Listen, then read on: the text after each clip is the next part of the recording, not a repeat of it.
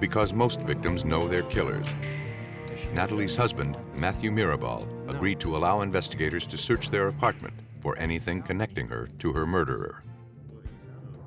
According to former prosecutor Trip DeMuth, spouses and family members are always the first suspects investigators try to eliminate. One of the rules that you follow in criminal investigations is that you start with very small circles and you work out from there. So a husband is always an initial suspect. Something fell on During his interview, they noticed a fresh bandage on his thumb. Something fell on it? Yeah. Matthew explained he'd cut himself on his job as a house painter. He cooperated with police, letting them photograph the small wound. What's up, Panic Fam? I'm Hannah. And if it's 2 a.m., the lights are off and the popcorn has gone cold, you know, it's Panic TV time. Welcome.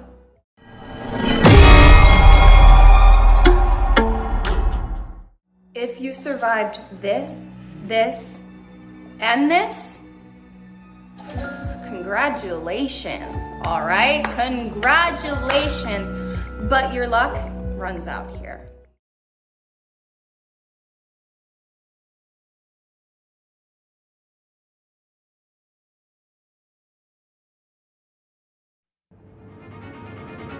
In Colorado, the mysterious abduction of a young mother ends up a brutal homicide. There are few clues and fewer suspects. Now, investigators must try to build their case out of redwood. In rural Minnesota, 4 minutes of grainy surveillance video is the only link to a missing girl's whereabouts. Authorities struggle to put this crucial clue into focus and turn a short length of tape into a life sentence. Anytime, anywhere, people disappear, kidnapped from their daily routines. Predators always leave clues behind. But chasing them takes time. Hampering investigators' attempts to solve these fatal abductions.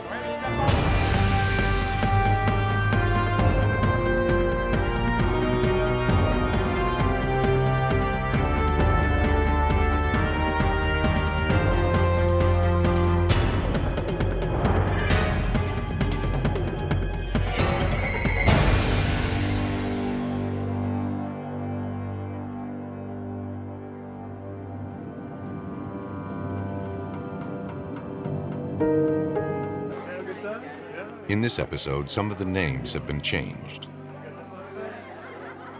Natalie and Matthew Mirabal, their family and friends, spent a fun-filled evening on September 25th, 1999. At approximately 8 p.m., they returned to their home in Longmont, a suburb of Boulder, Colorado. They thought the evening was over, but their troubles were just beginning. Later that night, Longmont police received a call from Matthew Mirabal, reporting his wife missing. He said Natalie went to the grocery store for groceries 3 hours earlier and hadn't returned. That's the last time I saw her. That's the last time I talked to her. Because Matthew couldn't leave the baby and Natalie took the car, he asked his friends to go to the store to look for her.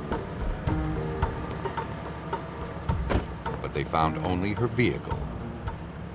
No sign of Natalie. She never went into the store. Though 3 hours is not a long time to go missing, authorities were concerned, and a police officer was dispatched to the scene. The officer met the Mirabals' friends in the parking lot. A cursory look inside and in the trunk revealed nothing suspicious. Thought it'd be best to call you right away. Thing looks okay here. No? The only thing out of place was a fresh-looking scratch on the side of the car. Were these here before? Did you notice? They found no clue to Natalie's whereabouts. 564J. Police impounded the vehicle for closer inspection. Investigator Steve Slauson of the Longmont Police Department and Detective Steve Ainsworth of the Boulder County Sheriff's Office spoke with Matthew Mirabal.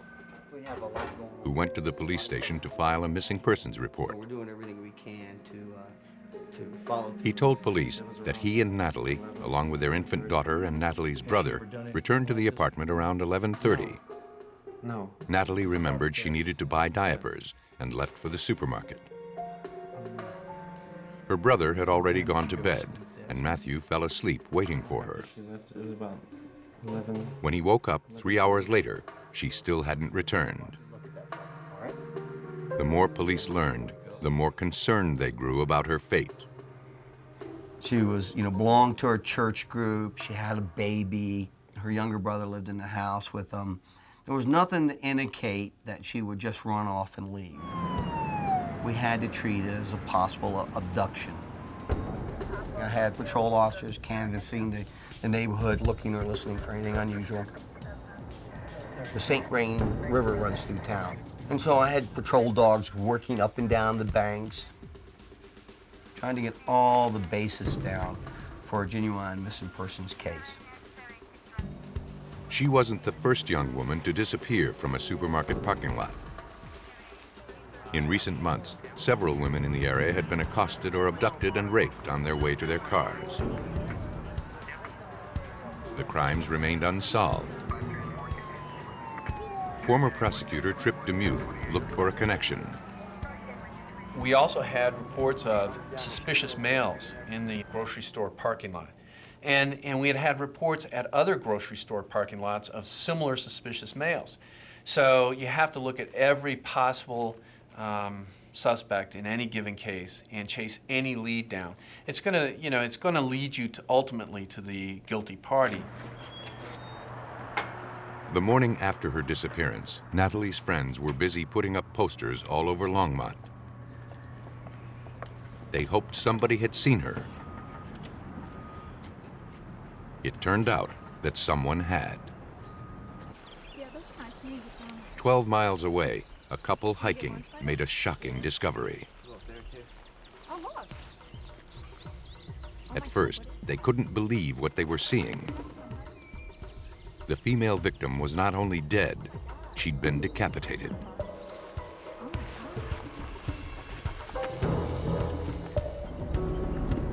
.536 from arrival, 0.8 of a mile up above Buckingham is left. Detective Steve Ainsworth went to the scene. He joined other area investigators who had already cordoned off a wide area surrounding the victim. Your uniform officer, I think it's Erkelens. The authorities divided their duties to gather as much information from the crime scene as possible. The first assignment, to identify the victim. It looks like the woman that was missing from Longmont. This clothing is the same, the physical description is the same, the appearance is the same. She has a mark on her ankle, which is described as a Z-shaped mark by her husband, and it appears that she does have that mark. Her head was found several feet away. The pattern of blood under the body suggested Natalie was cut after her death. Investigators believed she was killed elsewhere and her body dumped here. It looks like she was probably decapitated right there where she was found, or close by to where she was found. There's a good deal of rage and a good deal of violence associated with this. Anything lying in the surrounding area was photographed and collected. But despite the best efforts of the police, it didn't amount to much. There's not a lot of evidence down there. There's the body, and there's not a lot of blood around the area. There's also no immediate evidence of any sort of struggle down here. But this early in the investigation, nothing could be overlooked. Even a broken segment of redwood board could be a clue, according to Boulder County Detective Tony Matthews. It was very clean and fresh and not weathered. It appeared to have been recently broken. There was no dirt on it. There was no dust, anything like that. So, again, at the time, didn't have any idea if it really meant anything, but it was just out of place there, and it was close to the body, so it was collected. Only after all the potential clues were documented and collected was the victim removed from the scene for her autopsy. At a car turnaround area, Forensic technicians poured plaster casts of several tire tread marks pressed into the dirt and hoped that some of them might pay off later.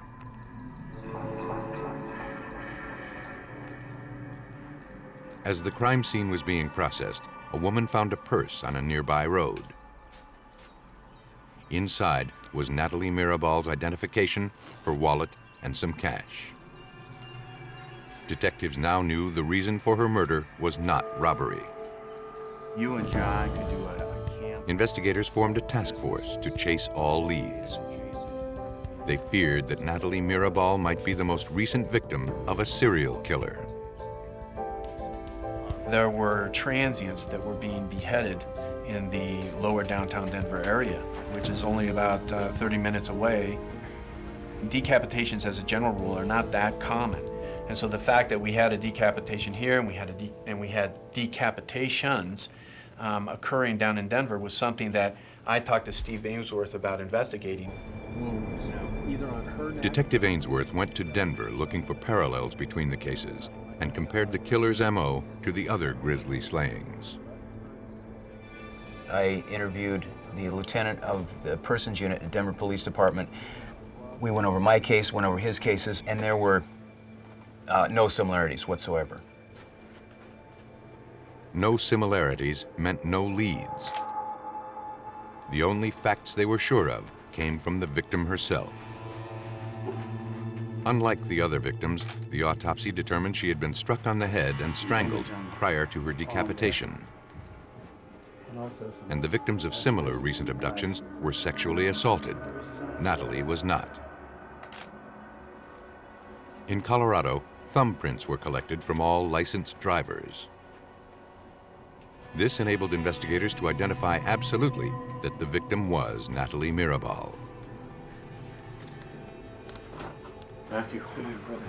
Once the body was positively ID'd, Natalie's family was informed of her murder. When I first met Natalie's mother that night, Anselma Vasquez, we notified her that her daughter had been found and she was dead. I didn't tell her what had happened or anything like that, but obviously she was extremely upset. Well, who did this to her? What? Investigators next set out to determine whether she was a random victim or murdered by someone she knew. The interviews with her family members revealed Natalie had a happy life and no enemies. Her mother, Anselma Vasquez, remembers her daughter. She was the sunshine for everyone. You could be in a dark room, gloomy, and Natalie would just make that day so happy and so sunny. And she brought joy into everybody's life.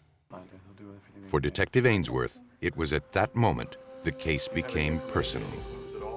I told her before I left that night, I told her, Anselma, I promise you, I will find out who did this to Natalie. For Natalie's mother, and in the name of justice, investigators vowed not to rest until they found the killer.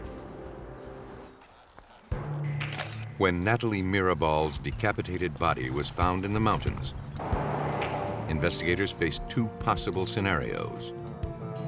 She was the random victim of a stranger, or her killer was someone she knew. Because most victims know their killers, Natalie's husband, Matthew Mirabal, agreed to allow investigators to search their apartment for anything connecting her to her murderer. According to former prosecutor Trip DeMuth, spouses and family members are always the first suspects investigators try to eliminate. One of the rules that you follow in criminal investigations is that you start with very small circles and you work out from there.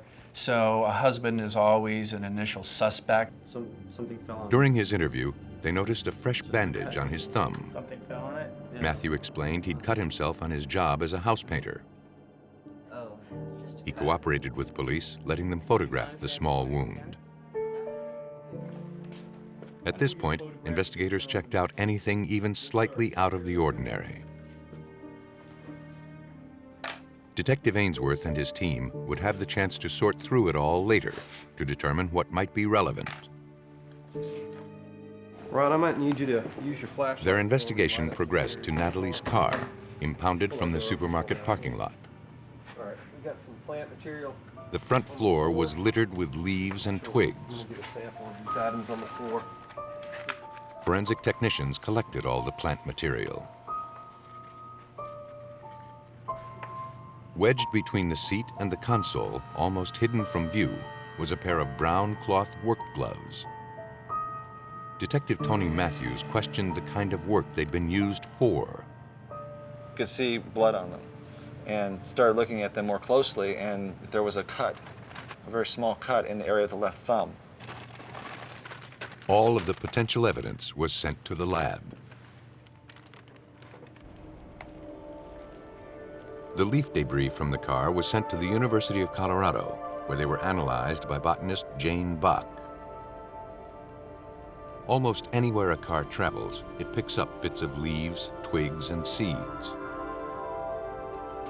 In this case, the plant fragments left behind were considered possible evidence, as well as clues to the murder's location. If you look on the floor mats, under the floor mats, and those wells that are where the windshield wipers are, and under the fenders, and in the grooves on tires, all of those places have plant fragments.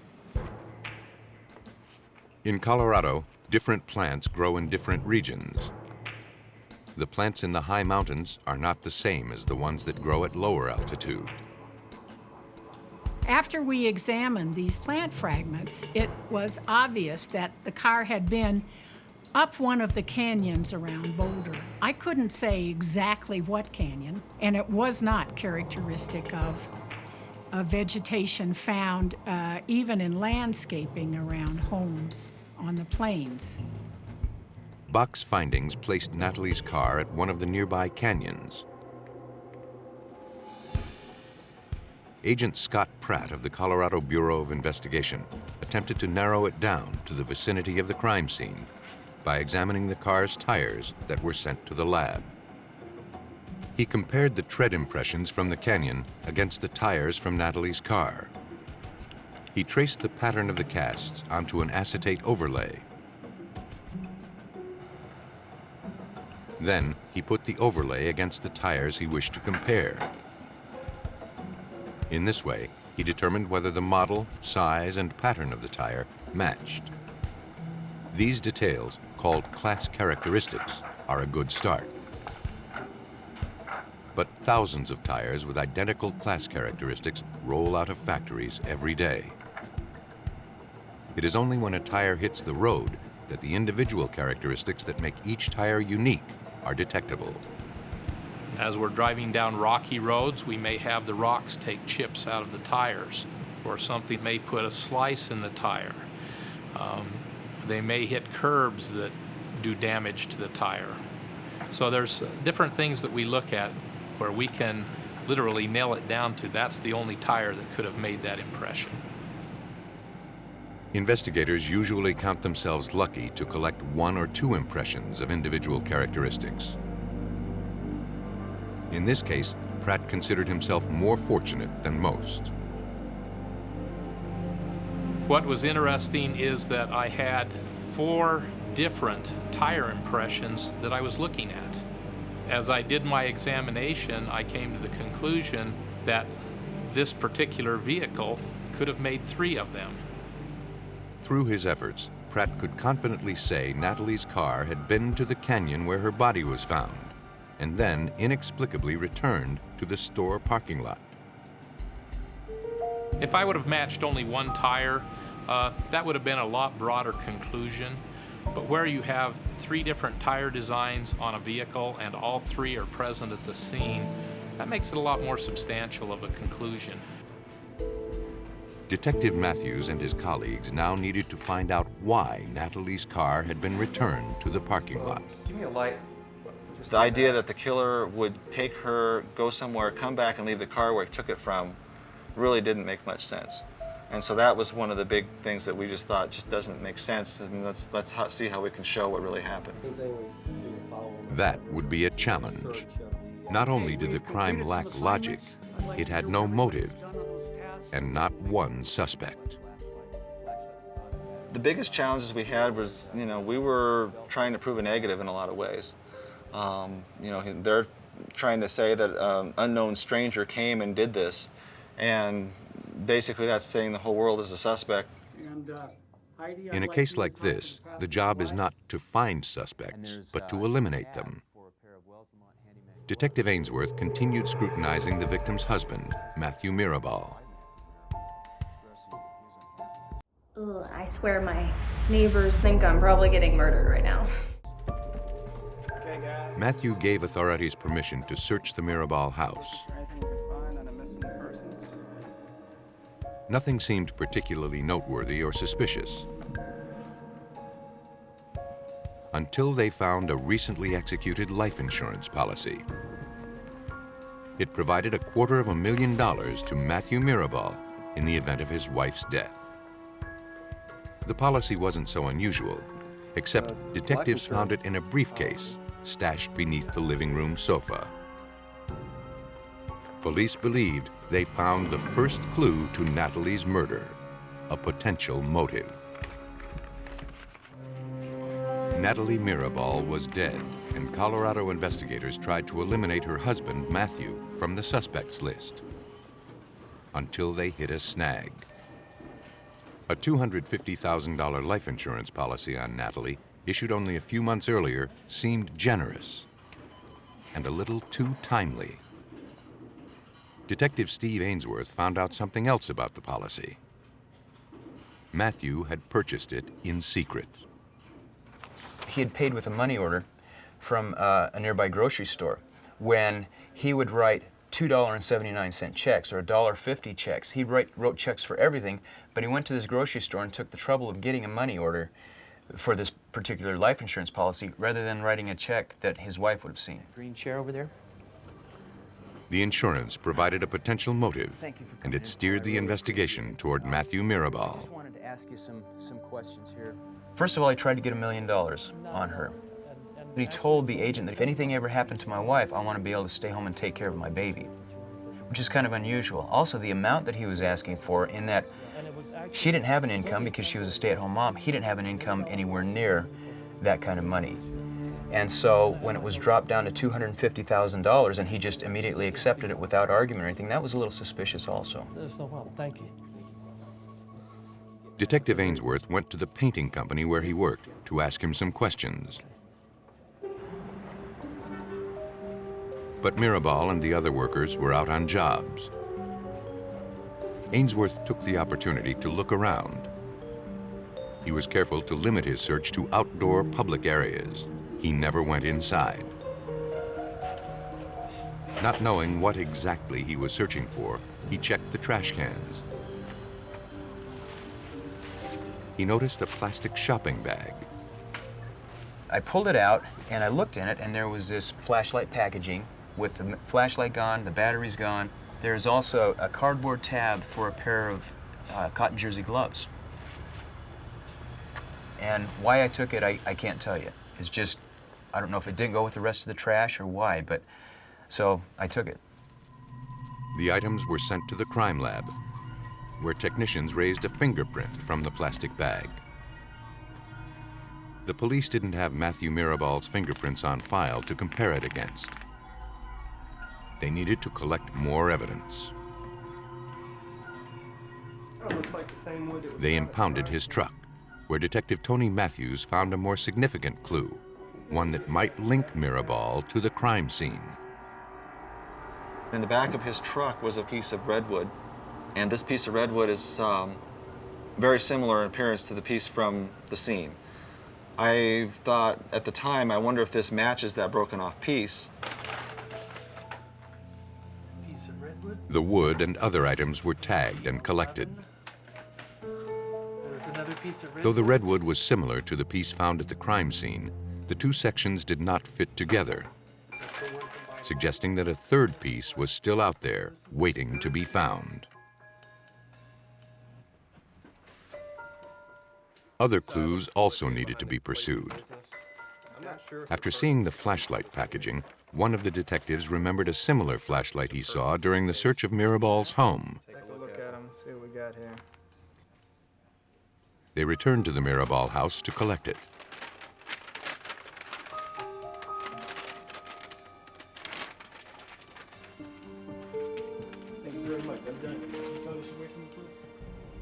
swabs of the flashlight tested positive for human blood, and its DNA was analyzed.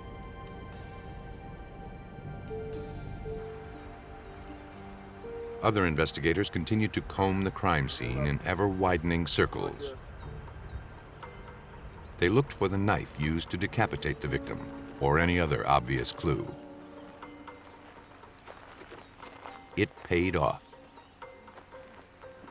What they found was another shattered section of redwood.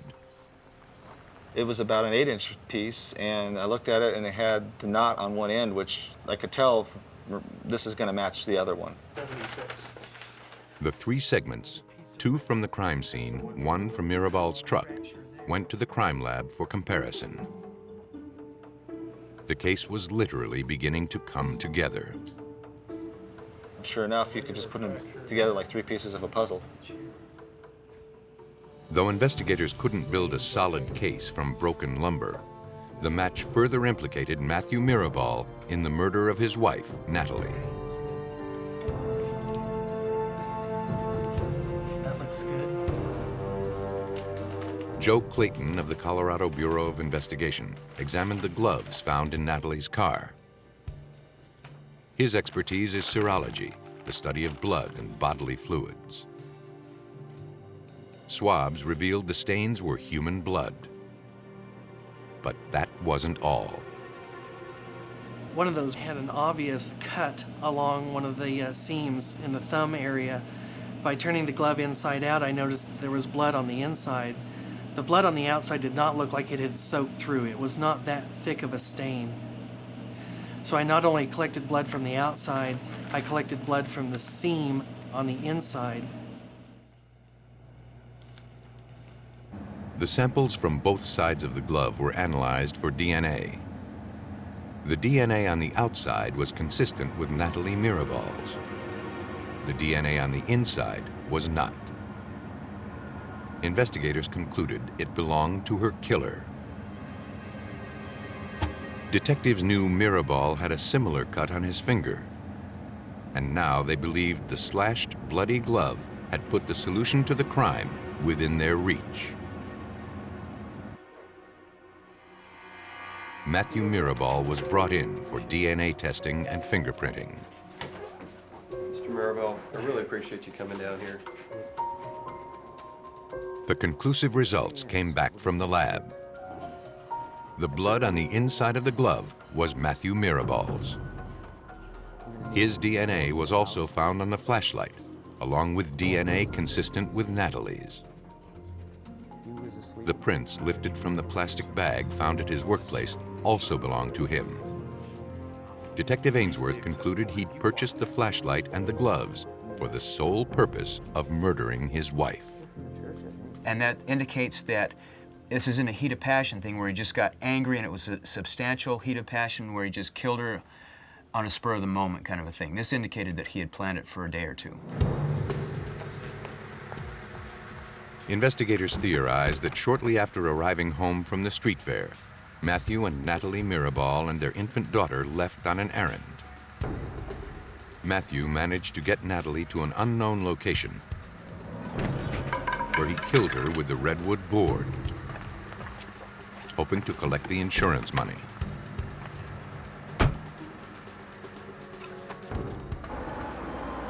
After taking her body to the canyon and decapitating her, he drove to the supermarket, left her car there, and walked home with the baby. By decapitating her, Mirabal believed he'd throw suspicion off of himself, hoping police would think Natalie's murder was linked to the other beheadings in the area. He was wrong. During the course of the investigation and the prosecution, you get to know the victim's family very well. We got to know all of Natalie's extended family and got very close to them. And so by the end of the investigation, it's not just the injustice that you're trying to correct, but it's an entire family that you're trying to support and work for. And you don't want to let them down. Everybody that was involved in that case did such a great job. It was amazing. Now I realize sometimes people put the system down, but they don't realize how hard it is and how much work it is, you know. And people say the system doesn't work. The system works. For his crime, Matthew Mirabal was sentenced to life without the possibility of parole. Natalie Mirabal's grim fate was known within hours of her disappearance. In other abductions, the victim's fate remains an agonizing mystery. The outlying areas of Duluth, Minnesota are a haven for fishermen and hunters. In 1999, one hunter preyed on young women. In the early hours of May 27th, the Carlton County Police dispatcher received a call. A clerk was missing from a secluded convenience store. No one, including her family, had heard from her since the previous evening.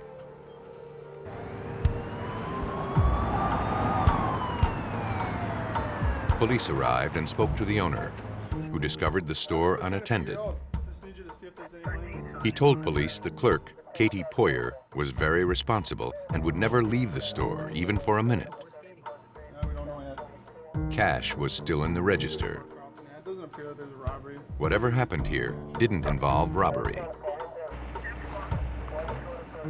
Moose Lake and Carlton County officers checked the area outside the store, but found nothing suspicious or out of place, and absolutely no sign of Katie. The store was equipped with surveillance cameras. Whatever happened was likely captured on tape. The police notified the Minnesota Bureau of Criminal Apprehension. The Bureau helps rural police departments solve serious crimes. The agents were eager to view the tapes. Now, has their parents been talked to? They discovered the images were fuzzy, but the implications were clear. 19-year-old 𝐃𝐿𝐿 had been abducted. In Carlton County, Minnesota, store security footage gave authorities a clue to the fate of 𝐃𝐿𝐿. As the grainy scene played out over 4 horrifying minutes, it provided BCA Special Agent Phil Wagner with an extraordinary but inadequate perspective on the crime. It gave us a rare piece of evidence. We were actually able to see the crime in progress.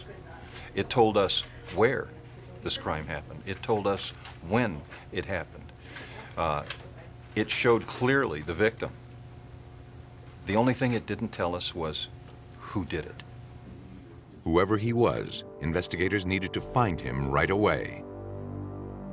A young woman's life likely depended on it. But Sheriff David 𝐂𝐵𝐵 had only the barest description to go on. The surveillance tape that we looked at told us that we were dealing with a white male, an approximate age range, an approximate height range, and also a method of how he went about abducting 𝐃𝐿𝐿. The kidnapper's face remained indistinct. The situation frustrated investigators. Here was photographic evidence of a crime in progress, foiled by the limitations of the video cameras. And the motive for the crime was equally unclear. Authorities knew they had to launch a wide-scale search, and they had to do it now. We know that the clock is running on any victim that's taken, as far as their safety goes. The Minnesota National Guard joined the Carlton County Police Department, the Moose Lake Sheriff's Office, and throngs of volunteers in the search for 𝐃𝐿𝐿.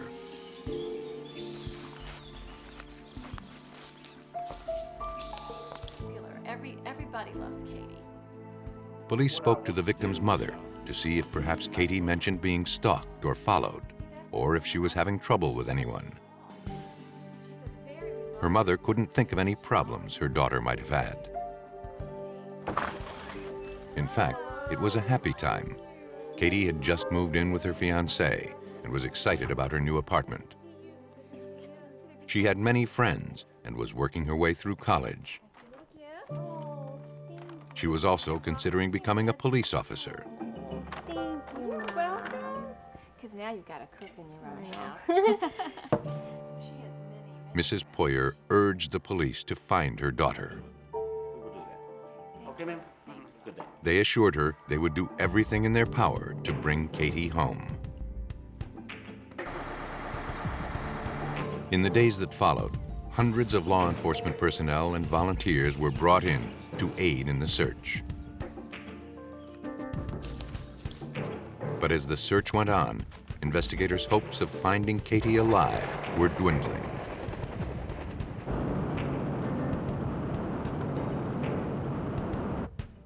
Then, a canvass of the shops near the convenience store uncovered a potential witness. A clerk at a sandwich shop recalled seeing a man shortly before the abduction who acted strangely. She said he was staring at her and appeared to be lurking in the parking lot. The clerk kept her eye on him and was concerned enough to jot a partial license number from his black truck. BCA Special Agent Terry Smith. As we canvassed the area, one of the common themes that we heard over and over was about a person with a black truck. We had a description that seemed to fit from a number of different people, and sometimes they were a little bit vague in what it was about him, but they all were troubled by the way he looked at women or the way that he seemed to behave.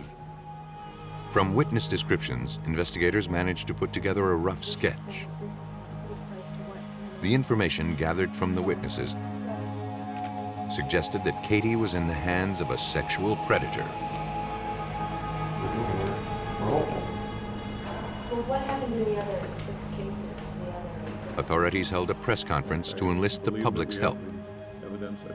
If Katie was still in the area, perhaps someone had seen her or would recognize the sketch of her kidnapper. I do not want to discuss some. While the drawing circulated, Carleton County Sheriff David Sebo followed up on the black truck seen the night of the abduction. We had received information of the partial license plate, and we entered that into the computer along with a description of the vehicle, and from that generated about 2,000 registered owners of vehicles in Minnesota. The 2,000 names was a daunting list of potential suspects. No lead was left unchecked. The sheriff's office alerted officers to be on the lookout for any vehicles matching the truck's description and tags. Police made contact with everyone who had a similar license plate number. Donald Pintz was on that list. Pintz wasn't home. His wife acknowledged they owned a truck, but it was gray, not black. When asked about her husband's whereabouts on the evening of May 26th, she said he'd been fishing at their lake property, but had returned home around 8 p.m. He remained there for the rest of the night. Like many of their leads, this one went nowhere. Authorities returned to the tape, seeking some overlooked clue. They took it to video analyst Lance Parthay to see if he could clear up the image. Parthay wasn't optimistic. When somebody contacts us and says, I'd like you to look at our surveillance tape, instantly there's problems because the quality of the cameras, number one, usually they're inexpensive because the surveillance systems that are put into these convenience stores are not necessarily put in to catch criminals. They're basically to monitor their facility to keep the employees honest. So the quality of the video is usually going to be poor. With little to work with, Parthay did his best to enhance the video. Finessing the images from that camera, they determined the suspect wore a New York baseball jersey. And there was some conversation about the number. Was it number 22? Was it number 23? And without being able to say 100% it was number 23, after looking at the tape and enhancing the contrast, we determined that the number 23 was more likely than the number 22. This new bit of information needed to be public. I'm Paul Molitor. Authorities appealed to Minnesota Twins player Paul Molitor to make a public service announcement. A young woman from Moose Lake, Minnesota. She's been missing since May 26, 1999 at 11:30. They hoped his on-air plea might reach sports fans who recognized the suspicious character with this type of jersey. This model of jersey is well. Carlton County Police were inundated with calls. The public service announcement brought in over 1,800 new leads.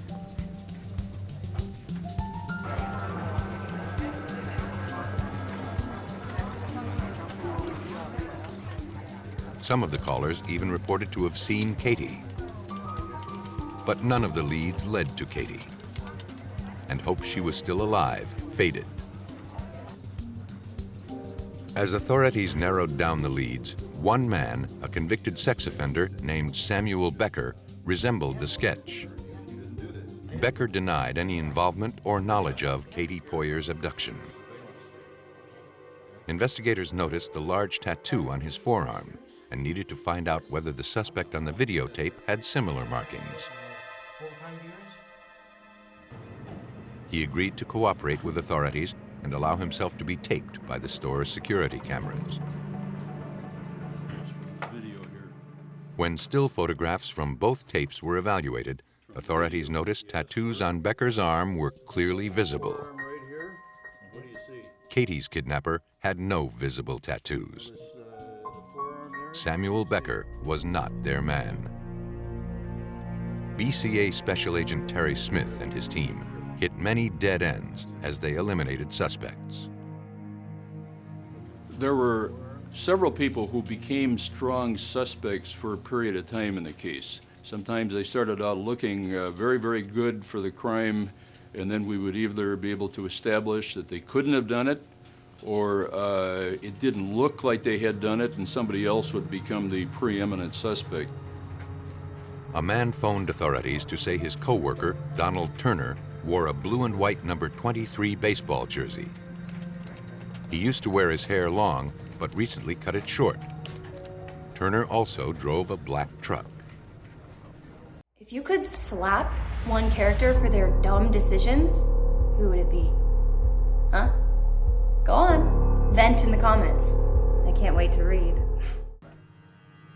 A check on Donald Turner revealed police already knew him, but by a more familiar name, Donald Pintz. They had interviewed his wife early in the investigation. They needed to find Pintz, and they needed to find him fast. Is that Donald? Investigators quickly tracked him down, never letting him out of their sight. They rushed to secure search warrants for his home and lake property. Let me make a note. The investigation now focused entirely on Donald Pintz. Donald Pintz was now under round-the-clock surveillance. Police believed he was the one responsible for the abduction of 19-year-old 𝐃𝐿𝐿𝐻 from a convenience store in Moose Lake, Minnesota. Armed with the search warrants, detectives returned to Pintz's house. No one was home. But in the garage, they found a black truck. Its license plate matched the partial description given by the sandwich shop clerk. Police had the vehicle towed to the BCA crime lab. A forensic examination with a Lumalight looked for traces of blood. None was found inside or outside the truck. But it was evident that it had been recently and thoroughly cleaned. A clean black truck isn't necessarily suspicious, but police wondered why his wife said it was gray.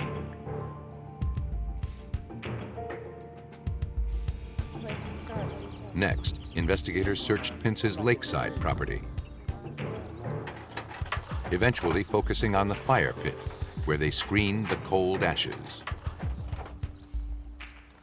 And that's when they found a tooth, along with fragments of bone. They carefully collected the frail remains.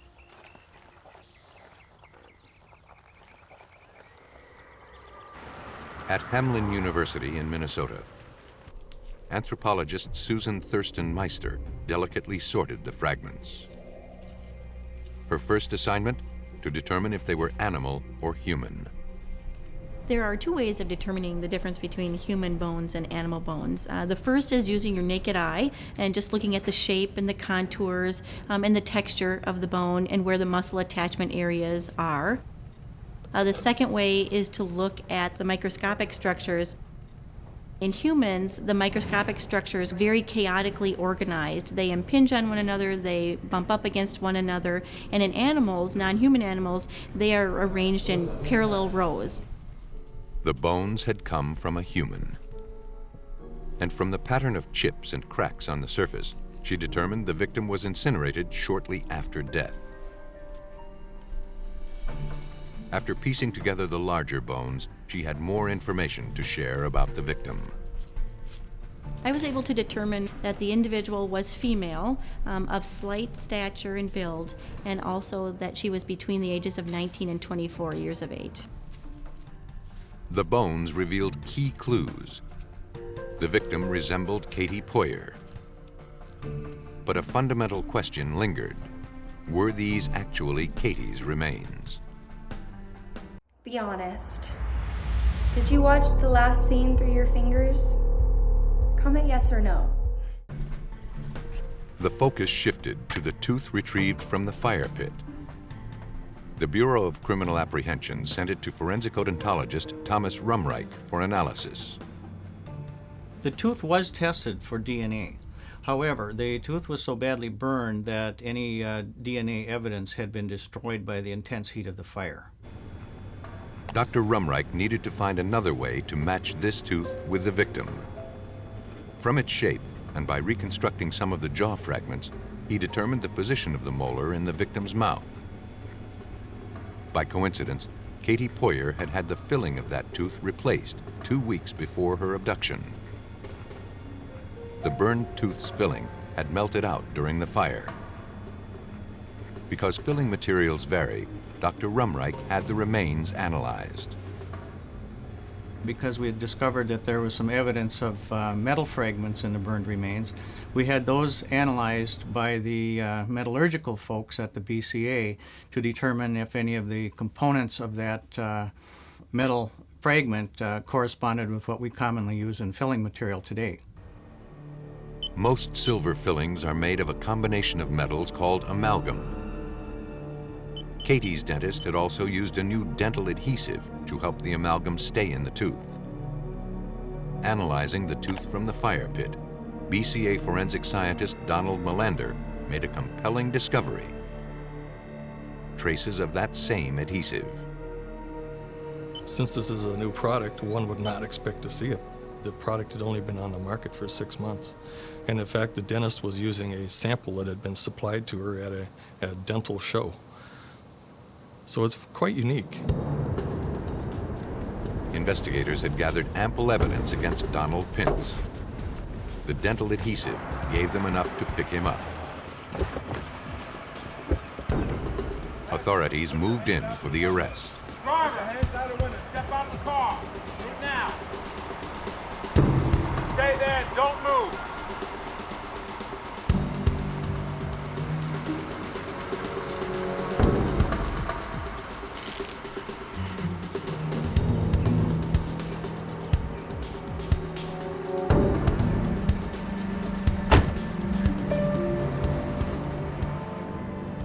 Confronted with the evidence, Pintz confessed. But later, he recanted his story and denied any knowledge of 𝐃𝐞𝐭𝐤. It was to no avail. The forensic evidence against him was overwhelming. Authorities believe Pintz waited until Katie was alone in the store. Somehow, he lured her away from the register, got her to the back of the shop, and overpowered her. Then he led her out of the store and ultimately to her death.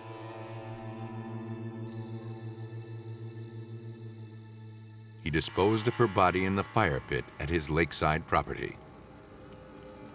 But he failed to dispose of it completely. Donald Pintz was sentenced to life without parole. More than any other kind of case, solving an abduction is truly a race against time. And even though the clock sometimes runs out,